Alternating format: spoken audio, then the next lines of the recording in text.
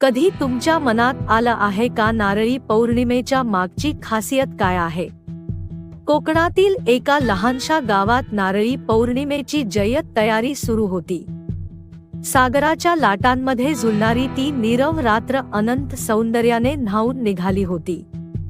लहान थोर सगळे जण या विशेष दिवशी समुद्राला नारळ वाहण्याची परंपरा पुढे चालवत होते.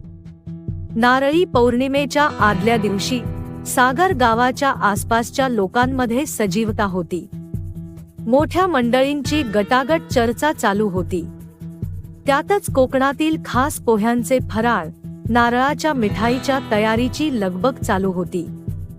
महिलांच्या हळदी कुंकूचे खेळ रंगत होते.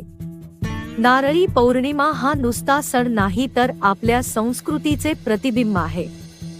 या अद्भुत परंपरांचे साक्षीदार व्हायचे असेल तर नक्की पहा.